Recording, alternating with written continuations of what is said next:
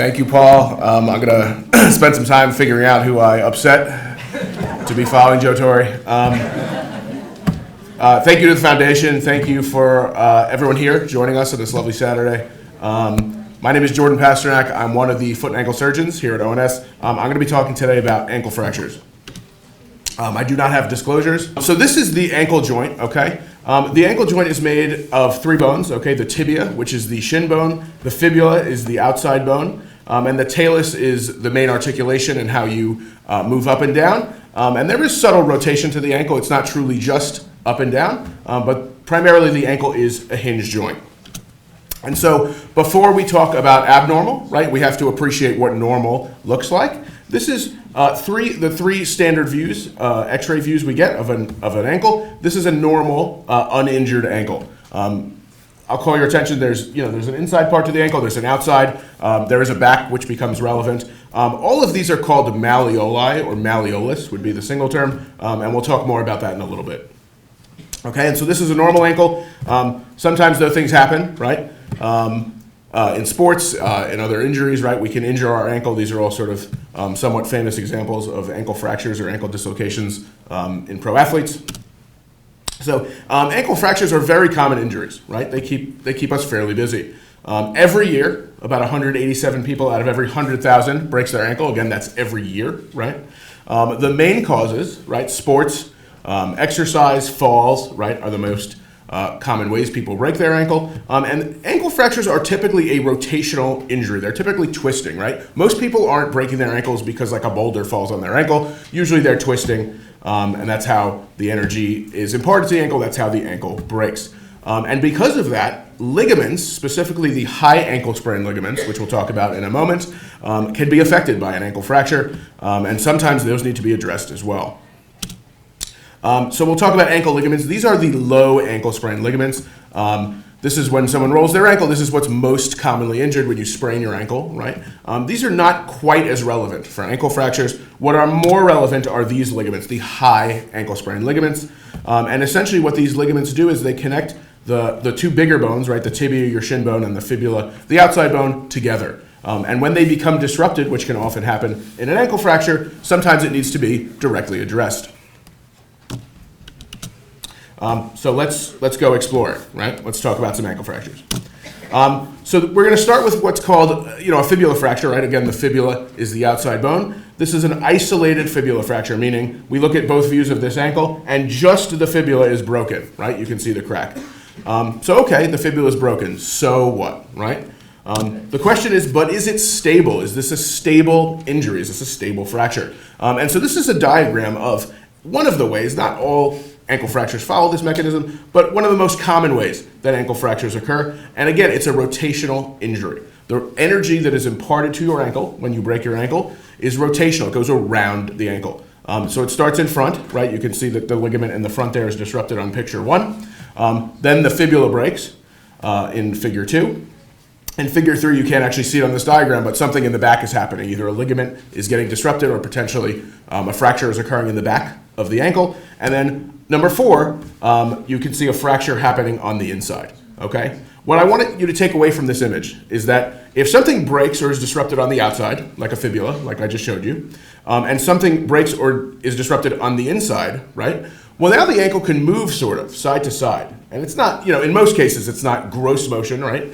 Unless you're dislocated. But even subtle motion is enough to cause problems for people, and for a fracture like this where you have both the inside and the outside affected, that's what can happen.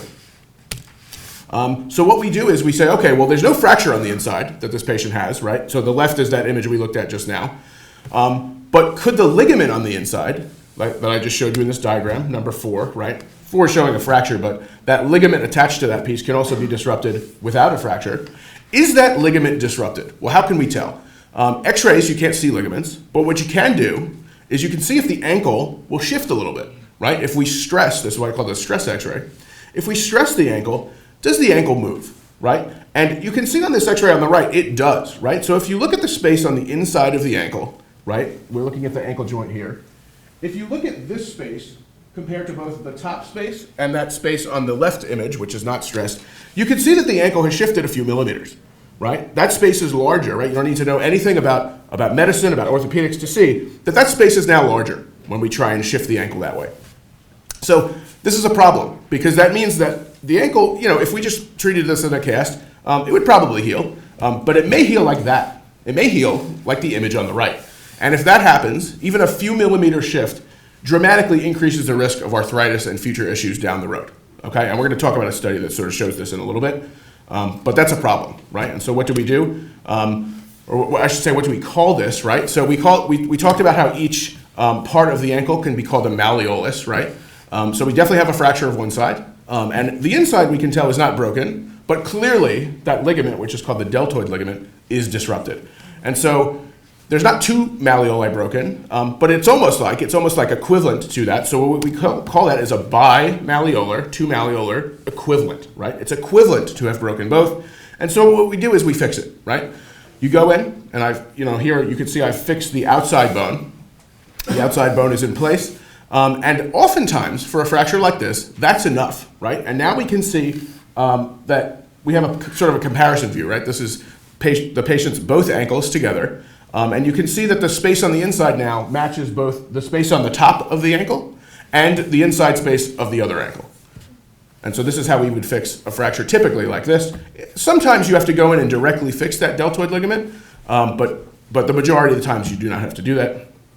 And this will be sort of a theme throughout the talk, but what I will often tell patients sort of at their last or as we approach their last visit after having healed an ankle fracture that's fixed is that my goal when I go to fix an ankle fracture is that I want you to look at this view on the left here with your two ankles side by side. And my goal, I can't obviously undo your injury, but my goal is that if I was able to white out all the hardware that I put in on the right, that I want your ankles to look identical, right? And you can see that that's the case here. So let's keep moving, right? So we talked about that was a bimalleolar equivalent ankle fracture. This is just a standard bimalleolar ankle fracture, right? It's a little hard to see. I apologize. This patient came to me in a splint that was put on an outside facility, which is sort of obscuring the initial x-rays. But you can see that there is a break on the inside and the outside. And so here it is clear, right? Again, you don't need to know anything about medicine, about orthopedics. If you have broken the inside and the outside, the ankle can certainly shift, right? You can see it shifted in this position, right? And this is, to be clear, this is not what we showed before. This is not a stress x-ray. This is just how the patient's ankle is sitting. It is shifted over, right? This should be fixed to prevent arthritis and future injuries, or future issues down the road. And so again, so we fixed that. At this point, we're addressing the fibula, the outside bone, in that same way as before. You have a screw in the bone, which oftentimes, not always, but oftentimes is utilized. So that's not a screw that missed the plate, right? That screw is designed to compress the two pieces together. And then on the outside, you have a plate and screws. That's called a neutralization plate, because what that plate is doing, the function of that plate, is to neutralize rotational forces, right? So if you just have one screw holding two pieces of bone together, the two pieces of bone could kind of rotate with respect to one another. The plate prevents that. And on the inside, you'll see that there are two screws, both on the front view and the side view, and that's sort of compressing and holding the inside fracture in place. You will also notice, sort of here, it's a little hard to see, here and here, and here, right? They almost look like they're two pieces of metal. And that's exactly what that is. This is called a tightrope device. Essentially, it is like two pieces of metal with string or high-strength polymer between them. And that's what we use to reconstruct the syndesmosis, the high ankle sprain ligaments. I'm going to show that in a moment here.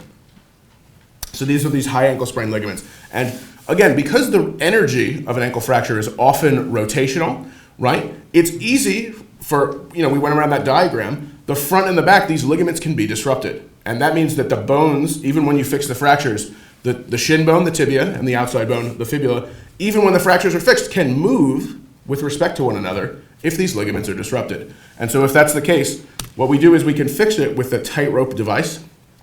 Historically, surgeons would use screws, like a very long screw that would go across both bones to fix this. This is kind of a very ingenious device that was developed. Basically, it's a long metal pole that you can drill all the way through both bones from one side. You can insert the button in through what you've drilled and then flip it on the outside. So you don't actually have to make an incision on the inside of the ankle, but you can flip it on the outside. and then, or excuse me, from the outside, and then you can sort of, from the outside, tension this button so it snugs these bones together. And that's a good way to reconstruct your high ankle sprain ligaments when you need to do that. And so that's what was shown here on this x-ray, right? That's what it looks like on an x-ray. This is a diagram. And there are many companies that make these devices. All right, so we're going to continue our track, right? What comes after 2, right? 3, okay? You can break your ankle, and instead of that energy going through the back and disrupting the ligaments, well, you can actually break the back of the shin bone, the tibia as well. Okay, so on this x-ray, right, on the left-hand side, we see the 2 bones broken, sort of like the last case, right? Outside, inside broken. A little unclear what's going on my right image here, right? Something doesn't look right in the back. It looks like there's sort of a shadow there going on. Hard to tell. So what do we do when we can't exactly maybe tell on an x-ray what's going on? Well, we get a CAT scan, okay? And on the left here, we have what's called a sagittal view. I know a bunch of my colleagues showed some MRIs. This is a CAT scan, but the same sort of planes apply. So this is like a side view on the left. There's an axial on the right. An axial is like if I were to look down at the bottom of your foot in sort of cuts. That's what we're looking at. And what you can see here is a few things. You can see that there's a big piece of bone broken off in the back there with some bone fragments actually trapped between. So that's something that may or may not have to be addressed, right, in and of itself. But what you can also see, if we look at the left image, right, the ankle, not only is that piece broken, but it's broken in such a way that it is affecting the stability of the ankle joint. The ankle is trying to dislocate out the back because it no longer has this buttress, this piece of bone that's helping to constrain it and hold it in the right spot. And so this is something that definitely needs to be fixed and directly fixed, not only to prevent future arthritis or try to reduce the risk of future arthritis, but to restore the stability and correct position of the ankle joint itself. And so that's what we do. Again, you have your plate on the outside, okay, fixing the outside bone. You have your 2 screws on the inside. You will again see that tightrope device we talked about. But now what's new here, right, is there's a plate in the back of the fibula, or excuse me, of the tibia, of the shin bone, directly fixing that piece and getting that joint to be aligned back where it should be. And again, I tell my patients my goal, can't undo the injury, right? But my goal is to have your ankle looking just like the other side. If I could white out all the hardware, and on the left you can see that is the case. We're going to talk about a little variant here, which is called a Maisonneuve fracture. Okay, this is Dr. Maisonneuve here on the right. He was a French surgeon. Actually, Dr. McGibbon spoke to us earlier this morning about radiation therapy to treat Dupuytren's disease. Okay, Dr. Maisonneuve was a student of Dr. Dupuytren, right? So there was a lot of exciting things going on in France in the 1800s with respect to the things we're talking about today. A Maisonneuve fracture is essentially, it's a fracture in which the fibula, the outside bone, is broken usually much higher up towards the knee. But rather than the energy sort of simply spiraling around the ankle, it spirals up the entire leg. And so it'll come down you can see that on the left there. It goes down all of these ligaments that connect the 2 bones together, and then usually out the inside of the ankle, okay? And so this was a patient who I think presented to actually one of our urgent cares, right, which we run in both our Greenwich and Wilton locations. Presented to our urgent care. He had a twisting injury. I think he came out of a car and sort of twisted. He had some knee pain, but he also had some ankle pain. And so these are his knee x-rays, okay? And you can see there's a break of that outside bone, the fibula, okay? So you say, all right, fine. That bone doesn't bear so much weight. The knee looks okay otherwise. But he's having ankle pain. So we should make sure that this energy did not spiral, okay? And if there's no fracture down by the ankle, well, how can we tell if that happened? We can stress the ankle, right? We can do an x-ray, like the other one I showed before, where we try and stress the ankle. Will the ankle move out of place, right? So here are his ankle x-rays that are not stressed, and fine. They look like an ankle, right? Nothing's broken. Why am I belaboring this? Well, if we stress the ankle, we can see there's a shift there, right? We can see that that space opens on the right compared to the left, right? So don't stress, but for these injuries, you have to stress the ankle. And it's a good thing we did because he needed to be fixed, and he did. So this is sort of a different construct that we looked at because for this kind of fracture, the fibula, the outside bone, again, it doesn't bear weight. And typically when we're fixing that bone, it's because it's affecting the stability of the ankle joint. Well, when it's way up by your knee, it's not affecting the stability of your ankle joint. So really all we need to do is snug those 2 bones together, sort of reconstruct the high ankle sprain ligaments, and people do just fine. Again, you can see his ankle looks like an ankle again. That space has been closed down. And effectively, the construct you're looking at here is 2 of those tightrope devices that I showed basically through a plate. the plate is basically acting as a big fancy washer. What's doing the work, what's doing the goal of the surgery here is those two tightrope devices. So just briefly, right, I've shown this image in various forms a couple times, right, and I show a few millimeters of gapping there.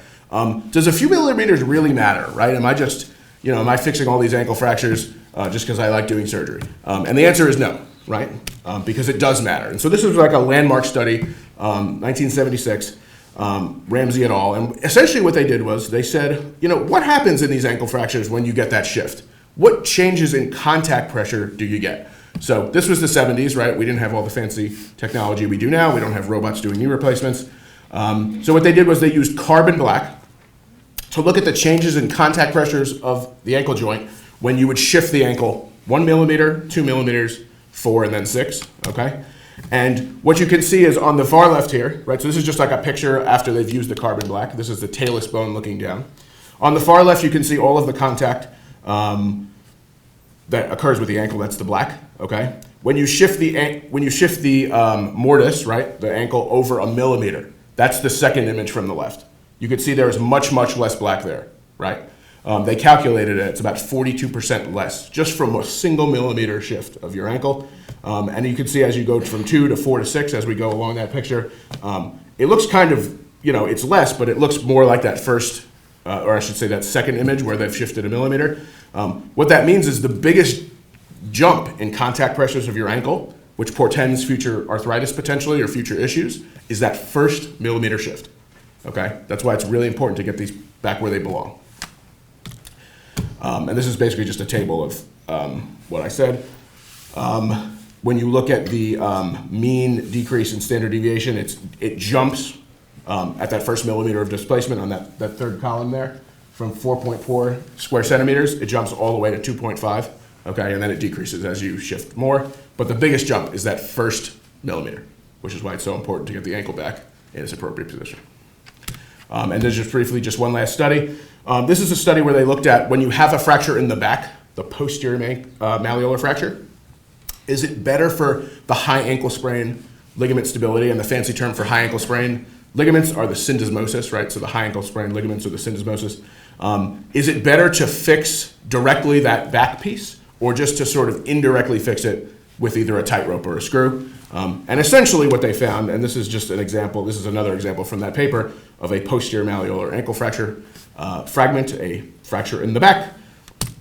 And these are two ways you could fix it. This study was before the tightropes were widely used, so they were using screws on the left, and direct fixation of the fragment is an example on the right. So which is better for actual stability of the ankle? And the answer is effectively fixing the back fracture is better than indirectly fixing it with the syndesmosis, with either a screw or that tightrope device.